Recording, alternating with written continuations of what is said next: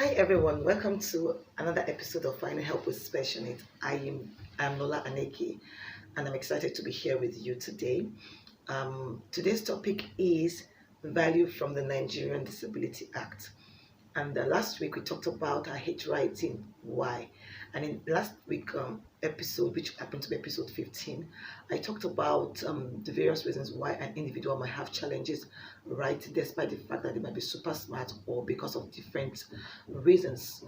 And one of the main reasons why individuals might have issues with handwriting is that they're having challenges with their fine motor skills of the fine motor movement of the um, fine or gross motor movement. So motor is movement, so it has to do with the large the small muscles. But to get more details on that, you need to go to my YouTube channel and type and find that episode, which is episode 15 of Finding Help with Special Needs, and the topic is I hate writing, why. Now today, like I said earlier, we'll be talking about value from the Nigerian Disability Act. And basically the act is called Discrimination Against Persons with Disability Prohibition Act. And it's been a year since it's been enacted into law. It was enacted last year, January, and it's another January again. And according to the bill, the act, we were informed that it would take 5 years to be implemented. But I just thought for us to look at the value in it in the various aspects that we're highlighting, how it affects or benefits individuals living with unseen disabilities. And when I talk about unseen disabilities in this part of the world, we're talking about individuals with autism, with ADHD, with issue with executive functioning. We're talking about individuals with learning disabilities and the like. So today, I wanted to start by looking at what the Act defines disability to include. It said it's disability is a long-term physical, mental, intellectual, or sensory impairment which in the interaction with various barriers may hinder full and effective participation in society on equal basis with others. So I'll take that again. It says disability is a long-term physical, mental, intellectual, or sensory impairment which in the interaction with various barriers may hinder full and effective participation in society on equal basis with others. So any of these aspects, which could be mental, intellectual, and physical, and if it's hindering an individual from participating on an equal basis with every other human being, we could consider that as a disability. Now, I wanted us to look at the value in every aspect of the Disability Act, which is also called the Discrimination Against Persons with Disability Prohibition Act.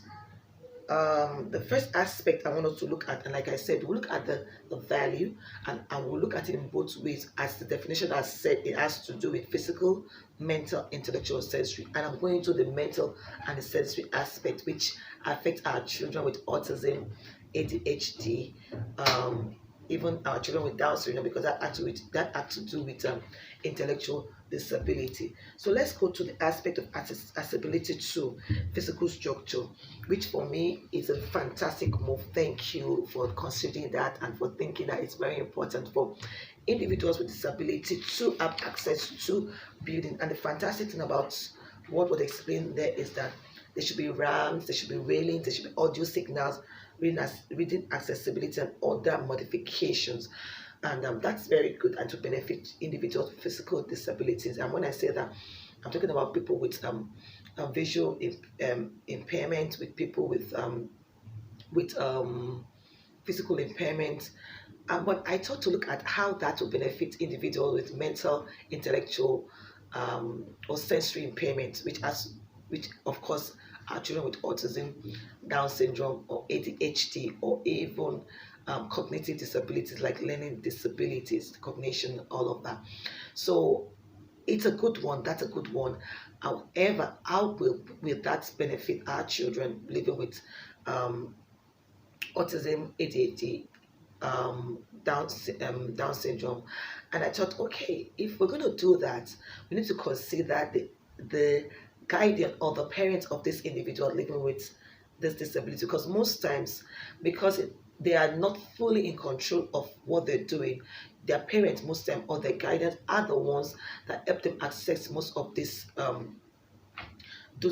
facility. So, for example, if I had a child living with autism or even Down syndrome or even ADHD, a RAM might not be necessarily what we need. And thank God it says other modification.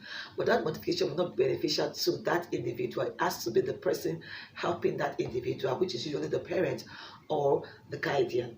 So how will this benefit the guardian, or not really benefit the guardian, but indirectly, because the guardian is the one that has to access it. So if I was to hold a child with autism, what things would I need to modify for that child to get access into the building?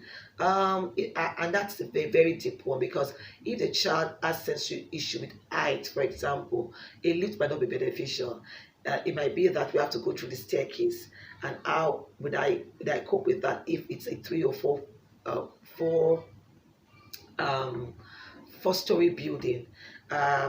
With that beneficial to that child? So we have to think deeply, because we are still in the first place of implementation. What are the things we could add, which could modify to make the implementation more robust? So I would want us all to consider that. I just thought to put that out there. If a child with Down syndrome were to benefit and to get access to a building, and we thought of RAM, we thought of readable signages, we thought about audio signals that says, okay, this is how I'm going to go about into the building. How will that benefit my child with autism?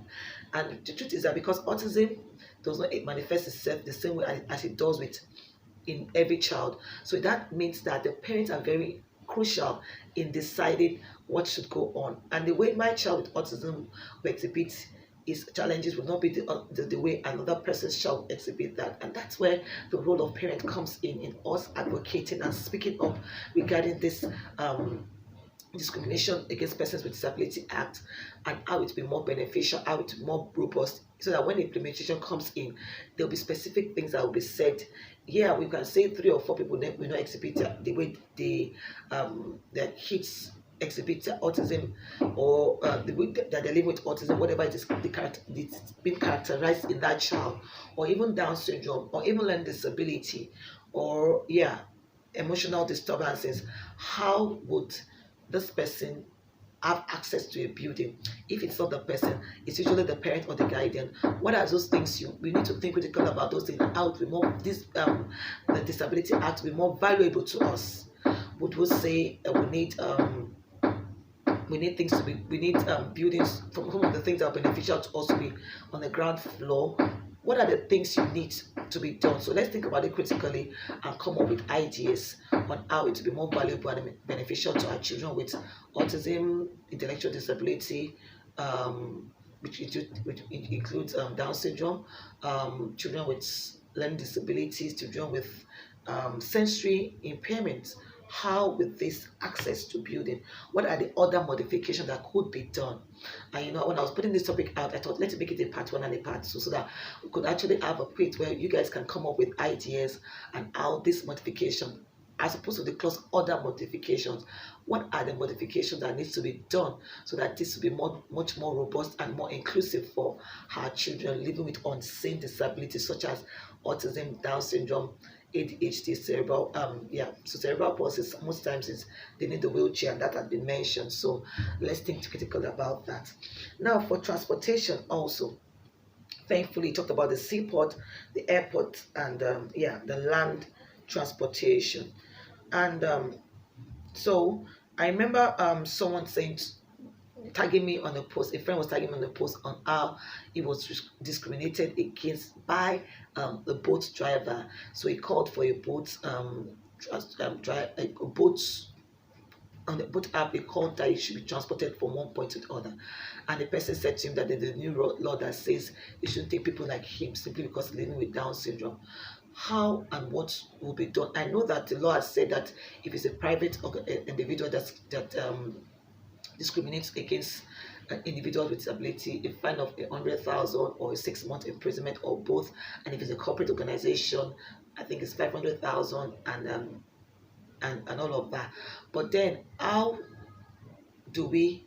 What are the ways we could actually think of ways it could be beneficial to individuals? The airport will be the values. Would, I mean, what ways would it be beneficial to children with autism? I know in developed countries they now have sensory rooms. They now have I mean, areas where the child can go in before every other person get acclimatized with the airplane or the airport and all of that. But still, again, it goes back to the parents.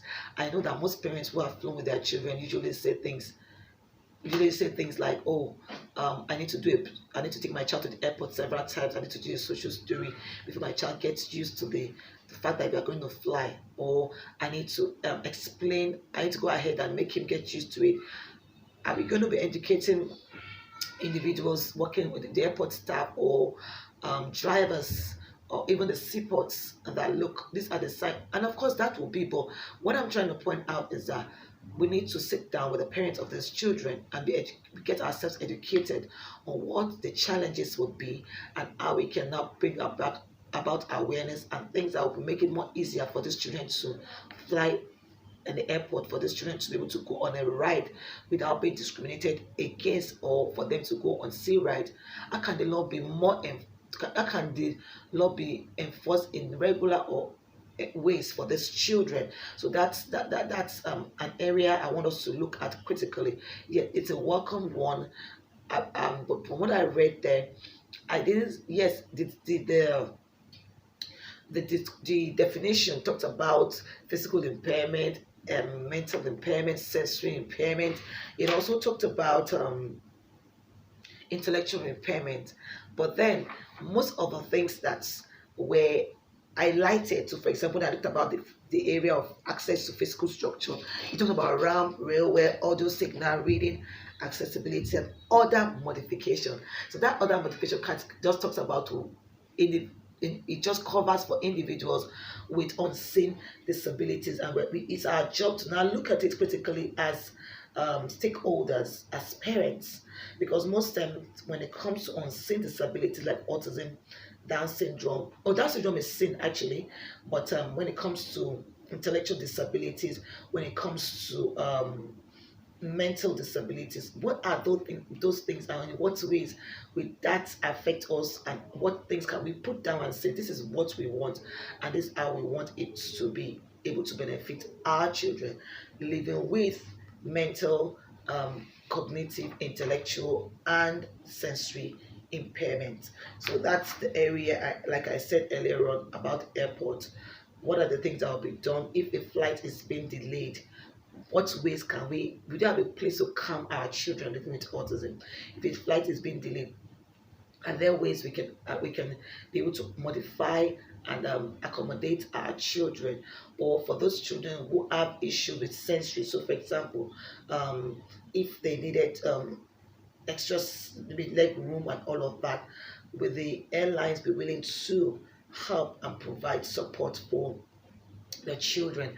I remember a friend of mine who has a child living with autism, and the child had sensory overload during when its flight was about to take off, and it was screaming, and they had to disembark and everyone, and then they couldn't fly, particularly my friend and the child, and all it took was enlightening the everyone in the plane, and also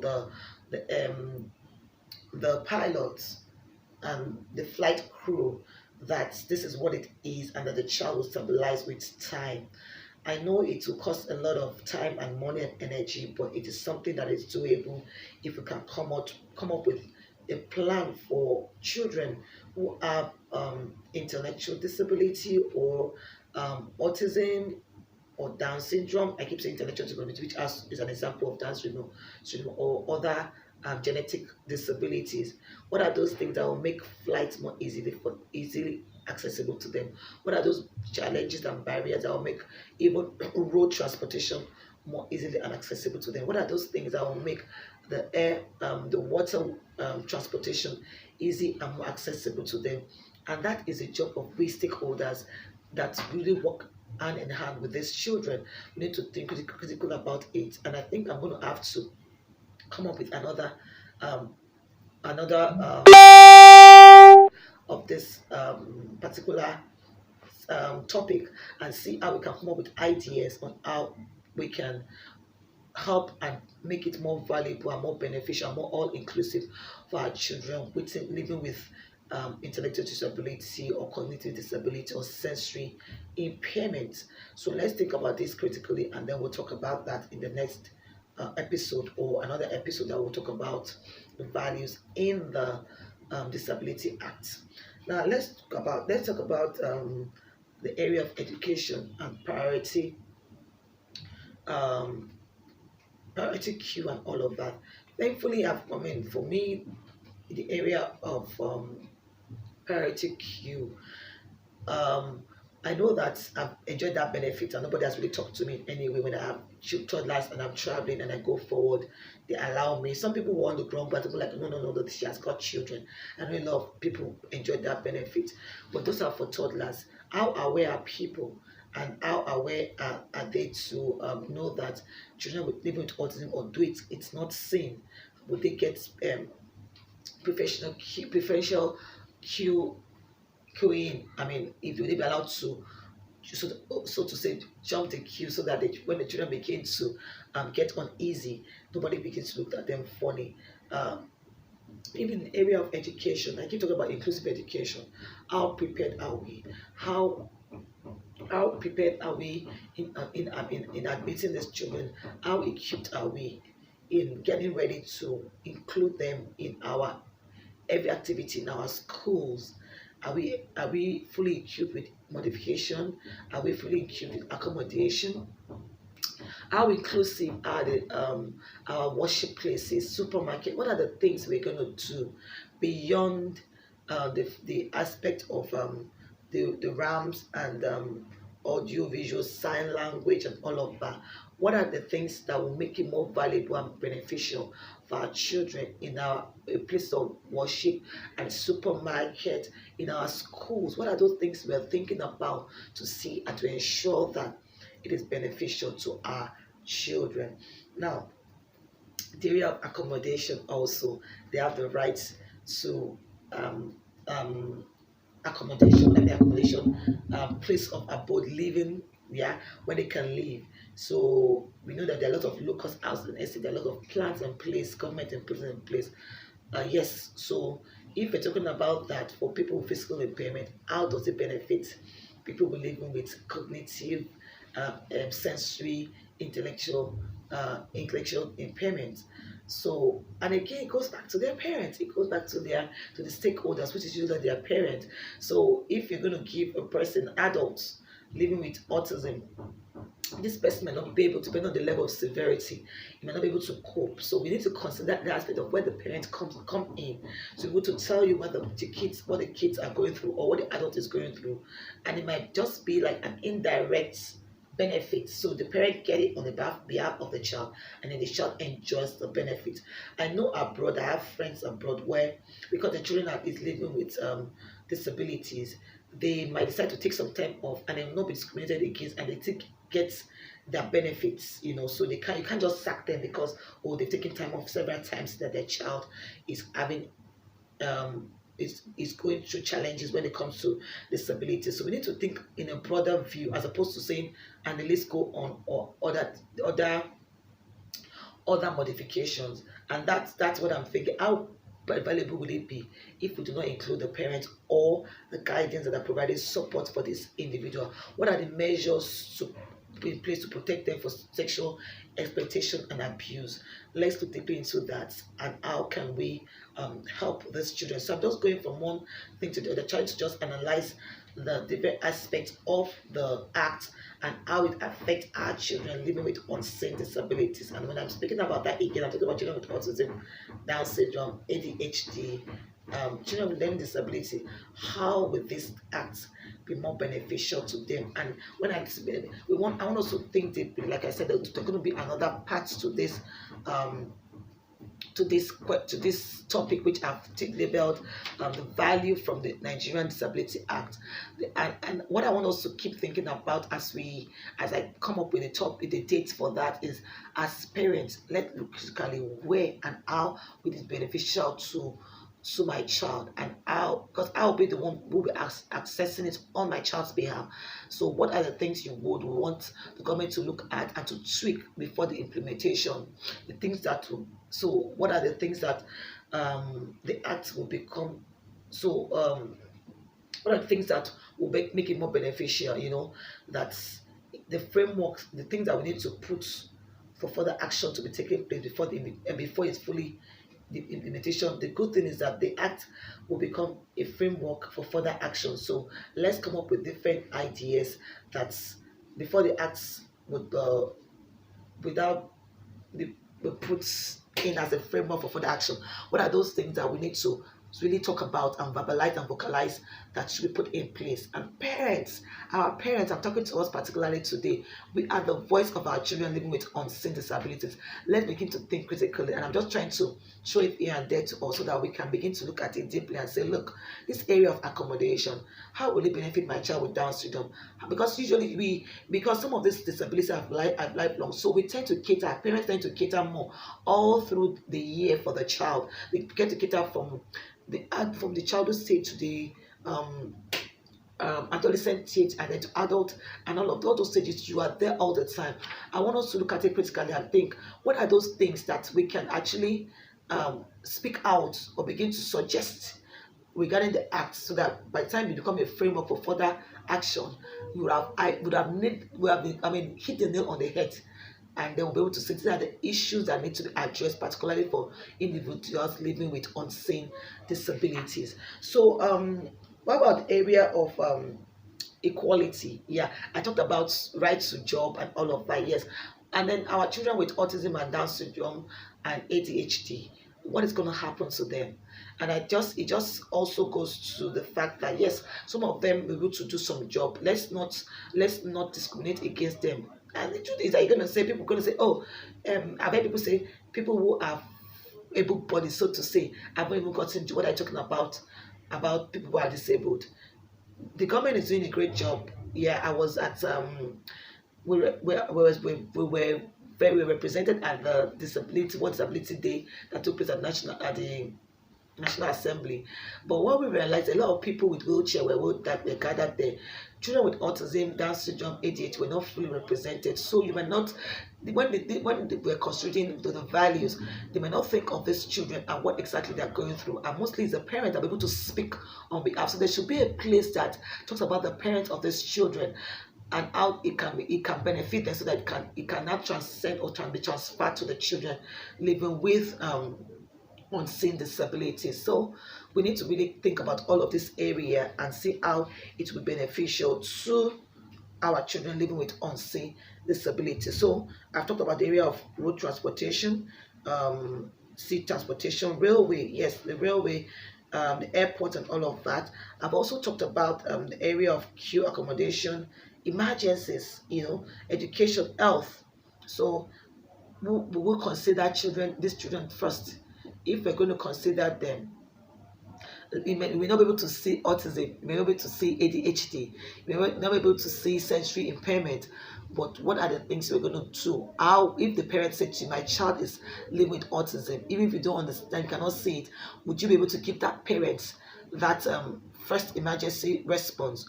Would you be able to, at our health facilities, what would be the voices for these children? And again, the parent. So parents, I'm speaking to you now. Let's begin to think critically. Now that the act is going to be a framework before implementation, and for it to be adjusted, what are we thinking about? What are we going to speak up about, so that we can put that down and speak more about it, and it be more beneficial to our children? So I think I've been able to cover quite a few. Right to work, yeah. So if they're not able to get a job, will the parents be given that opportunity to get a good placement if they're able to?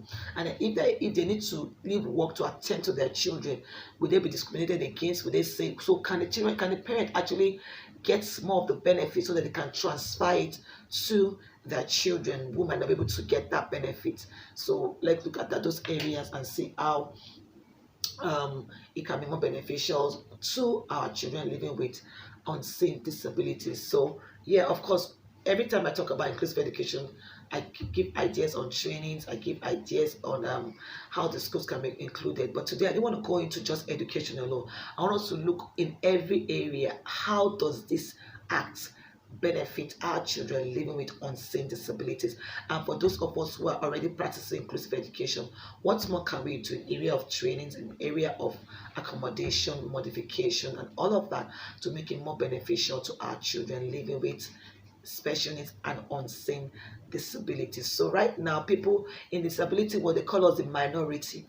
When I say us, we're talking about children with autism, Down syndrome, ADHD, sensory impairments, and mental challenges. How does the act benefit us? We are thankful it has been enacted into law, and we are looking at the next 5 years how the implementation and all of that will take place. But while we're thinking about that, let's think as parents, let's think as stakeholders how this is going to benefit and more how it will be more valuable to our children living with unseen disabilities. So I would want you to please take this very seriously, because what I try to do with finding out with special needs is that I try to throw out the things that will work and may not work, and see how we can provide solutions. So I would really appreciate it if you drop our comments and contributions, and so we can have a more robust discussion by the next episode or the next time we put out this topic about the Disability Act and how it can benefit our children living with unseen disabilities. So I want us to look at this critically and see the ways it can benefit our children living with unseen disabilities. Until I come your way again next week, I remain yours truly, Lola Aneke, on Finding Up with Special Needs. And if you have your questions, please put it after this video, on below this video on the comment section, and I'll answer your question. But above all, let's put our contribution so that the next time we're talking about Disability Act, we'll come up with ways we can help our children living with unseen disability. Thank you so much for watching and for joining me with this session. Have a good one and have a blessed week. Bye.